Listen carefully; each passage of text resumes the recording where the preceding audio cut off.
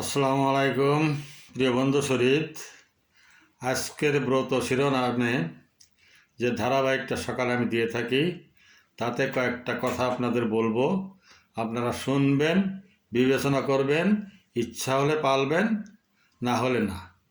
যাই হোক, পাখি যেমন গান গায়, কে শুনলো কে শুনলো না সে তা চিন্তা করে না, আর সেটা তার মাথা ব্যথার কারণও না।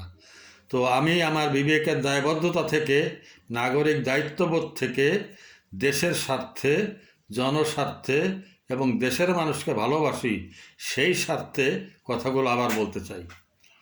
কিছুদিন আগে একটা পোস্ট দিয়েছিলাম, তাতে বলছিলাম আমি যে কোনো আন্দোলন, বিপ্লব, অভ্যুত্থান বা আপনার নির্বাচন, যে কোনো একটা দেশের পরিবর্তনকালে কি কি ঘটনা ঘটে।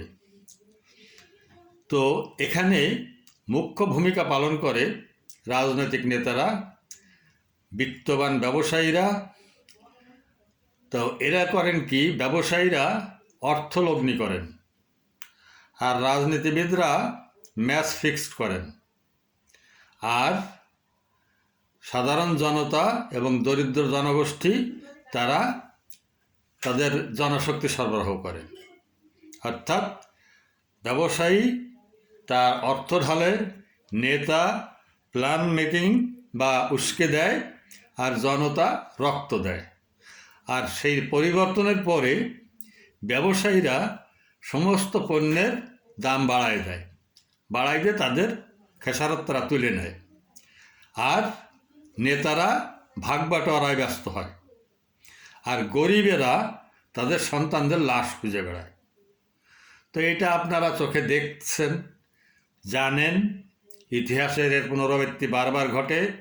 এরপরেও যদি আমরা সচেতন না হই তাহলে এই একই পরিণতি চলতে থাকবে। এখনও দেখেন, জুলাই বিপ্লবের অনেকে তাদের সন্তানের লাশ পায় নাই, যারা পাইছে তারাও সন্দিগ্ধ যে এটা সঠিক কিনা।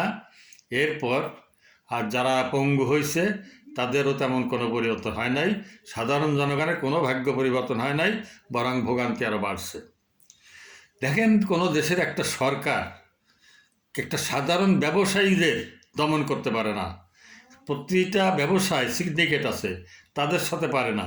তাহলে এত বাহিনী, এত পুষে বা বারবার সরকার পরিবর্তন করে আমাদের লাভটা কী? এই ইদানিং কালে দেখেন, গ্যাসের অবস্থা দেখেন, সরকার এখানেও ব্যর্থ। অর্থাৎ এই ছোট বড় এই সমস্ত ব্যবসায়ের কাছে একটা দেশের রাষ্ট্রযন্ত্র ব্যর্থ। অর্থাৎ যদিও সমস্ত বিভাগ আছে, ফুল ফ্লেজেড বাহিনী আছে এবং তাদের কর্মকর্তা কর্মচারী লক্ষ লক্ষ কোটি টাকা আমরা তাদের ভরণ পোষণের জন্য ব্যয় করতেছি, তারা আরামায়েশ করতেছে, ভোগান্তি আমাদের। তো এই যে আবার এখন নির্বাচন চলতেছে, নানান রকম উল্টাপাল্টা কাহিনী হচ্ছে, কোথাও খুন হচ্ছে, কোথাও দাঙ্গা হচ্ছে। দেখবেন আমাদের সন্তানেরা এবং আমরা মরতেছি, আমরা ক্ষতিগ্রস্ত হচ্ছি, কোনো নেতার কোনো সন্তানও না বা তাদের লোকজনও না। তা আমরা দেশটাকে পরিবর্তন চাই, অবশ্যই গণতান্ত্রিক পদ্ধতিতে আমরা দেশের পরিবর্তন চাই, দেশের ভাগ্যের পরিবর্তন চাই, উন্নয়ন চাই। কিন্তু এই ভায়োলেন্সে আমরা অংশগ্রহণ করব না, আমাদের সন্তানদের করতে দেব না। এইটা আমরা মাথায় রাখবো। এই ব্রত নেবেন সকালবেলায়, নিয়ে নিজে এবং নিজের সন্তানদের রক্ষা করার চেষ্টা করবেন বা তাদের সেই দিকে খেয়াল রাখবেন। ধন্যবাদ সবাইকে।